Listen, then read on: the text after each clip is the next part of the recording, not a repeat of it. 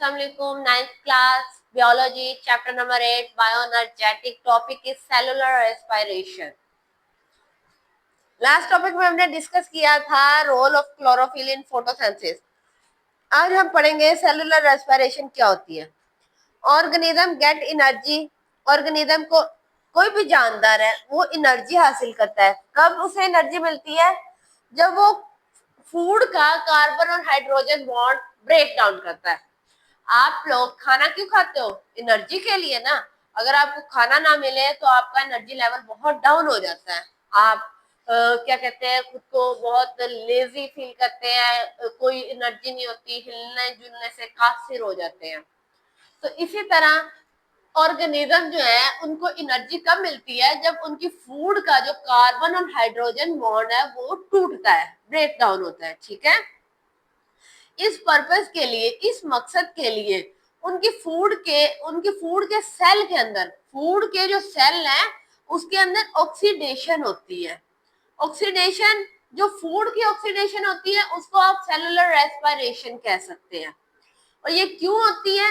ये इसलिए होती है, ज्यादातर उन्होंने कहा most common food use by cell to get energy.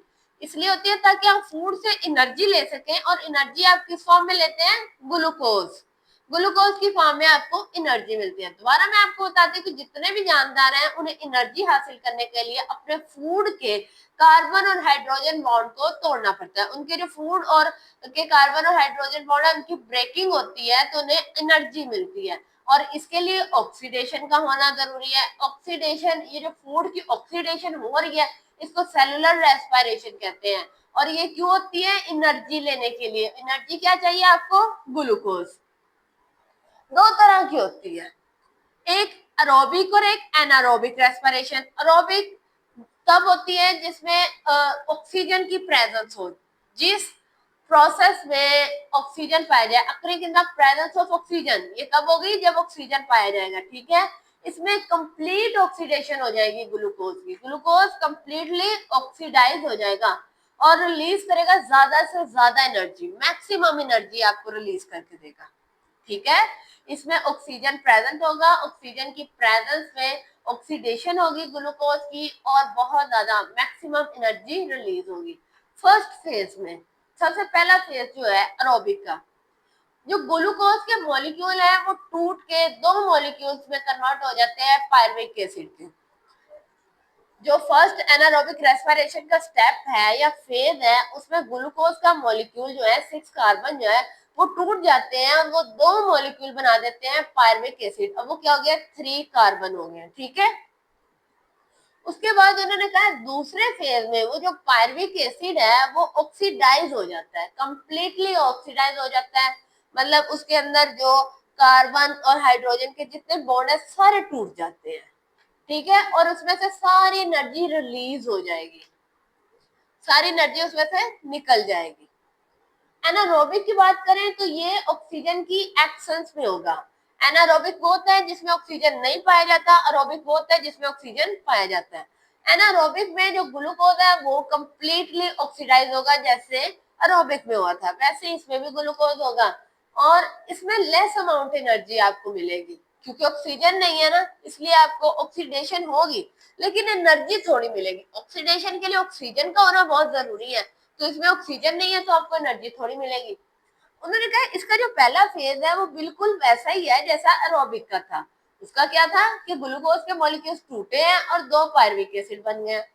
इसमें भी उन्होंने कहा ग्लूकोज के मॉलिक्यूल्स टूटे हैं और उन्होंने क्या बना दिया है? पायरुविक एसिड बना दिया।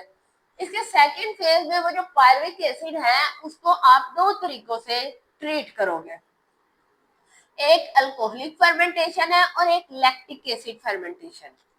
अल्कोहलिक फर्मेंटेशन ये कब होती है? एनारोबिक रेस्पिरेशन की टाइप है, तो एनारोबिक रेस्पिरेशन भी होगी। किसमें होती है? ये बैक्टीरिया और यीस्ट में होती है। ठीक है, ये वाली रेस्पिरेशन बैक्टीरिया या यीस्ट में होती है। इसमें जो पायरुविक एसिड, जो पहले ग्लूकोज टूटा था, दो पायरुविक एसिड बन गए थे, उसके बाद उन्होंने कहा था कि वो कंप्लीटली ऑक्सीडाइज, अब वो टूटा हुआ पायरुविक एसिड है वो फर्दर और ब्रेक डाउन होगा और अब किसमें वो टूट जाएगा? अल्कोहल में। नाम उसका क्या है? Alcoholic fermentation. तो इसमें pyruvic acid further break down होगा, फर्दर टूटेगा और अल्कोहल में चेंज हो जाएगा। अल्कोहल का फार्मूला C2H5OH होता है और कार्बन डाइऑक्साइड भी मिलेगी। ये जो इस तरह की रेस्पिरेशन एनारोबिक एनारोबिक रेस्पिरेशन जो इस तरह की होगी उसे आप कहोगे अल्कोहलिक फर्मेंटेशन। फार्मूला देखो, पायरुविक एसिड लिखा हुआ है, वो टूटेगा और वो क्या आपको दे देगा, एथाइल अल्कोहल देगा। ठीक है, पायरुविक एसिड क्या था, 3 कार्बन 4 हाइड्रोजन 3 ऑक्सीजन, ठीक है, ओवरऑल 2। उसमें आपको क्या मिला, 2 कार्बन मिले हैं, वो टूट गया है, वो 3 कार्बन अब 2 हो गए हैं, उसका जो हाइड्रोजन था वो 5 हो गए हैं, क्योंकि इसमें आपको क्या मिला है, मजीद वाटर के मॉलिक्यूल ऐड हुए, इसमें 5 हाइड्रोजन हो गए हैं और ओ जो ऑलरेडी यहाँ पे 2 हो गए हैं, क्योंकि आगे उन्होंने कार्बन डाइऑक्साइड से ले लिया और एक और H होगा। ठीक है, ये आपको होगी। अब लैक्टिक एसिड करते हैं। इस एनारोबिक, ये जो एनारोबिक रेस्पिरेशन है, ये स्केलेटन मसल, ये इंसानों के या बाकी जानवरों का जो स्केलेटन होता है, ढांचा होता है, उसके अंदर होता है, उसके मसल्स में होती है ये रेस्पिरेशन। इसमें पायरुविक एसिड जो है वो लैक्टिक एसिड में चेंज हो जाएगी। ऊपर वाले में किस में चेंज हुई थी, अल्कोहल में, और इसमें किस में होगी, लैक्टिक एसिड में हो जाएगी। इस टाइप की रेस्पिरेशन को लैक्टिक एसिड कहते हैं। इसका भी पायरुविक एसिड का सेम फार्मूला है। इसमें आपको, इसमें पायरुविक एसिड का फार्मूला वो इसमें है C3H4O3 प्लस 4 हाइड्रोजन। ठीक है, और आपको क्या मिलेगा, 3 कार्बन 6 हाइड्रोजन और 3 ऑक्सीजन। ये आज का ये टॉपिक था। आई होप सो आपको समझ आई होगी। नेक्स्ट हम इम्पोर्टेंस ऑफ फर्मेंटेशन करेंगे और इसका मैकेनिज्म करेंगे। आज के लिए इतना काफी है। शुक्रिया, अल्लाह हाफिज।